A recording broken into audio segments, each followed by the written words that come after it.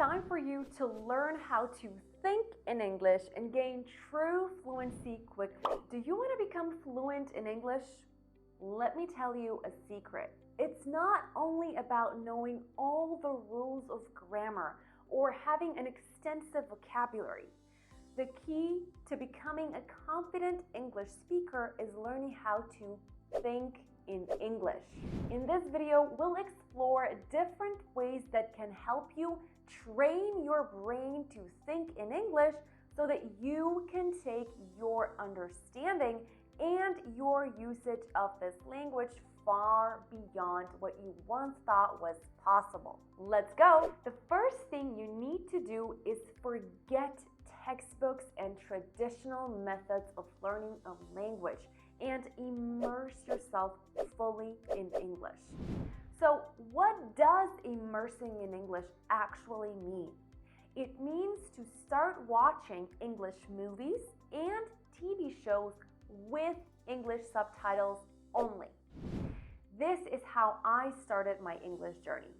Your brain will pick up new vocabulary and phrases, and by listening to native speakers, you will also get used to hearing the accent and the intonation of English, and this will enable you to speak more naturally over time. Now, if you don't have time for watching movies and TV shows, then I highly recommend you to include listening to podcasts in English. Many students reach out to me and ask, I want to listen to podcasts, but I simply don't know where to find them. I personally listen to podcasts on Spotify and Apple Podcasts. You have tons of free options here and a variety of podcasts to choose from. And the best part about listening to podcasts is that you can actually listen anywhere. You can listen while you're driving. You can listen while you're cooking or while you do your workout or while you drink your afternoon coffee. All it takes is to be determined to do it every single day.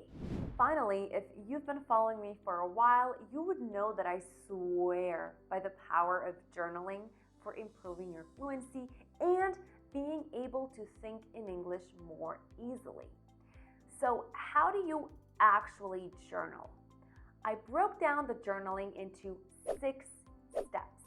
Number 1, choose a quiet place where you can concentrate. Then you want to set aside a specific time each day for journaling, such as the first thing in the morning or before you go to bed. I usually do this first thing in the morning while I actually plan my day. Now, guys, all it takes is 5 minutes, literally 5 minutes. Then start with a prompt such as reflecting on your day, or describing a recent event, or setting a personal goal, or simply do bullet journaling. Write down your tasks for the entire day. Write freely and don't worry about grammar or spelling mistakes.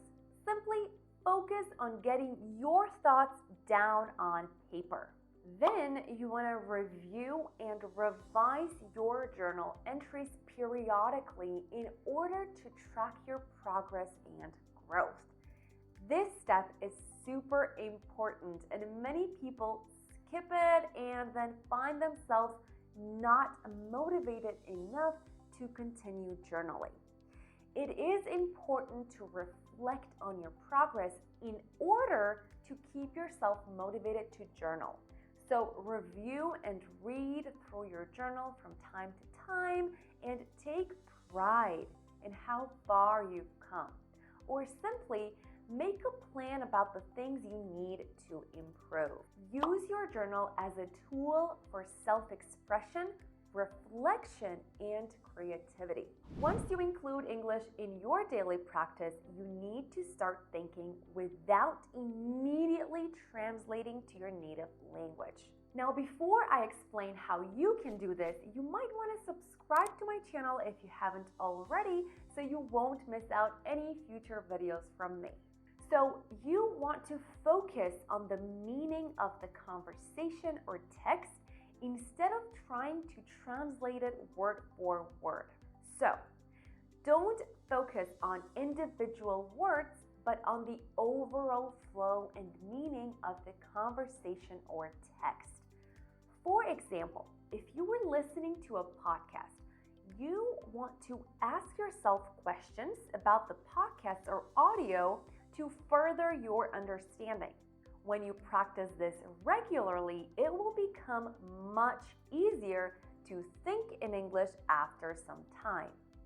One thing that I personally did was after I listened or watched something in English, I would speak out loud and narrate all of the things I understood from that audio or podcast. For example, I would say something like, the main idea from the podcast was, or the most interesting part was, or I really like the part where they spoke about this and then start speaking about what they were speaking about. Or you can say, I don't really agree with this, or I particularly like the part about, and so on and so on. So before you know it, you are practicing both your speaking and your listening skills. I encourage you to try this after watching my video. Simply speak to yourself what you learned from the video, all of the things that you will apply to your daily practice, and all of the things that were easy for you to understand. If you try it, don't forget to tell me your experience in the comments. Next, what I always recommend to my students is to learn vocabulary through context. Never ever learn vocabulary from vocabulary lists with translation next to it. Instead of each new word, try to think of an example from your own personal life. Give it context through a sentence or a phrase to be able to remember it easily. Or simply look it up on Google and find some visual representation for that word. And guys, I promise you will remember it more easily. By doing so, you are training your brain to think in English, and you're consciously making an effort to think in English before you even speak or write. One interesting practice that you can start doing now is to label objects around you wherever you are. You can do this in your mind or you can do it out loud. For example, imagine you are in the park walking your dog, and then look around you. What do you see? Now, start with the words you know. Go around the park and name the objects that you see. For example, a tree, a playground, a bench, a swing, a path, a statue, and so on. Then, if you want to step up your game, go ahead and create sentences to give this word some context. For example, you can say something like, there are 5 trees in front of me, or I see 4 children playing football on the playground. My dog is running around this big brown statue. See, it's very easy. Then I want you to try this method somewhere else, in your home, in your car, in your office. Think of it as a game you play with yourself and do it quite often. I promise you, it's one of the most effective methods for thinking in English and stop translating in your head. Have you ever tried this? If you have, please let me know in the comments. Finally, I want you to be patient with yourself and don't be afraid to make mistakes. They are a natural part of the learning process. You need to accept that making mistakes is part of the learning process. Everyone makes mistakes when they're learning a language, and trust me, making mistakes is the best way to learn. Keep a positive attitude. Don't be too hard on yourself if you make a mistake, right? Remember that learning a language takes time. Mistakes are part of the process. Remember this.